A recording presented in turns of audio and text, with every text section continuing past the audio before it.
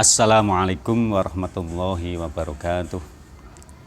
A'udzubillah, bismillah, alhamdulillah, wassalatu wassalamu ala rasulillah, la haula wa la quwwata illa billahil aliyyil azim.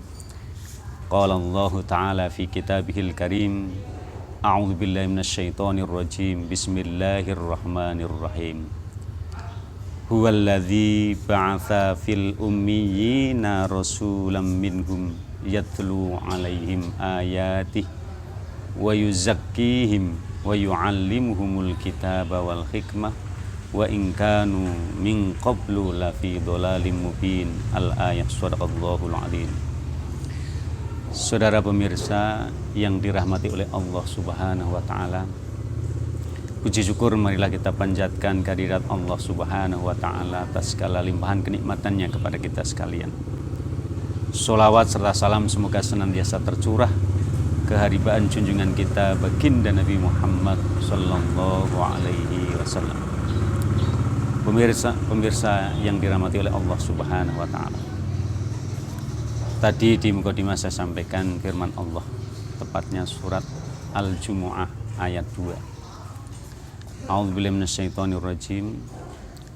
Huwallazi ba'atsa fil ummiyina rasulam minhum. Dialah Allah yang telah mengutus di antara umat yang ummi, umat yang buta huruf, seorang utusan. Yatlu alaihim ayatih, yang akan menunjukkan kepada mereka tanda-tanda kebesaran Allah. Wa yu'allimuhum wa yuzakkihim, kemudian membersihkan hati mereka. Wa yu'allimuhumul kitaba wal hikmah, terus kemudian mengajarkan kepada mereka Alkitab, Al-Quran dan Sunnah. Wa in kanu min qablu lafi dhalalim mubin, walaupun sebelumnya mereka dalam keadaan tersesat yang sebenarnya, ketersesatan yang agung. Pemirsa yang dirahmati oleh Allah, saya mengajak kepada Anda semuanya untuk mencermati ayat ini. Sangat penting sekali untuk kita jadikan pegangan dalam kehidupan kita. Dialah Allah yang telah mengutus di antara umat yang buta huruf ini seorang utusan. Ya, itu baginda Nabi Muhammad Rasulullah SAW. Di sini kita akan melihat bagaimana metode dakwah ya, yang ada di dalam Al-Quran, tepatnya dalam surat Al-Jumu'ah ayat 2 tadi.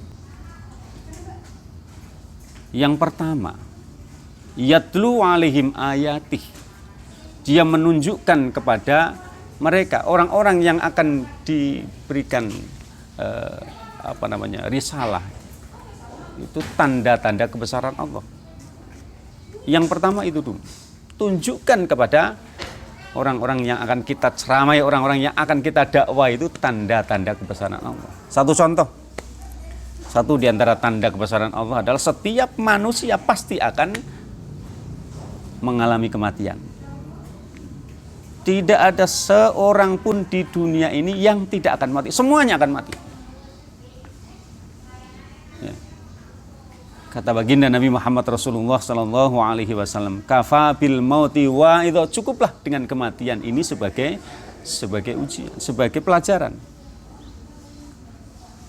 Ya, saya kira kalau orang yang mau membuka hatinya, mau berpikir dengan baik, tentu kematian betul-betul akan menjadi pelajaran. Merasa bahwa dirinya kapan waktunya pasti akan mengalami kematian, akan pindah kepada alam yang berikutnya, alam barzah dan alam dalam akhirat. Itu yang pertama. Tunjukkan dulu tanda-tanda kebesaran Allah. Banyak sekali tanda-tanda kebesaran Allah. Dengan kejadian-kejadian alam. Ya, bencana-bencana alam yang menimpa sebagian manusia. Itu semuanya adalah merupakan kekuasaan Allah. Kemudian yang selanjutnya, wa yuzakkihim, dan membersihkan mereka, dan membersihkan hati-hati mereka. Ini sangat penting sekali.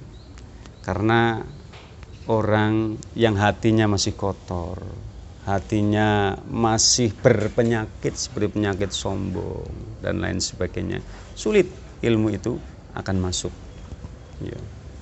Sebagaimana seorang ulama mengatakan, ya, dan ini berdasarkan satu penelitian tentunya.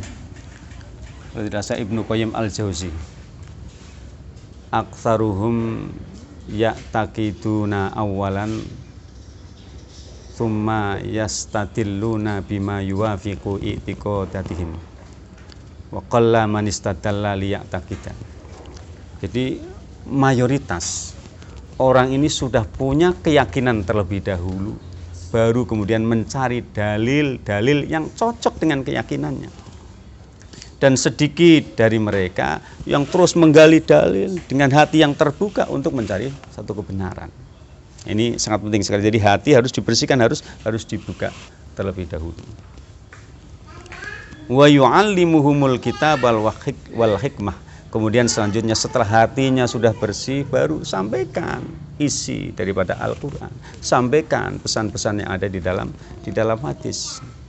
Insya Allah dengan demikian akan bisa menerima petunjuk dari Allah Subhanahu wa taala, informasi-informasi dari baginda Nabi Muhammad Rasulullah sallallahu alaihi wasallam melalui hadis-hadis yang sahih.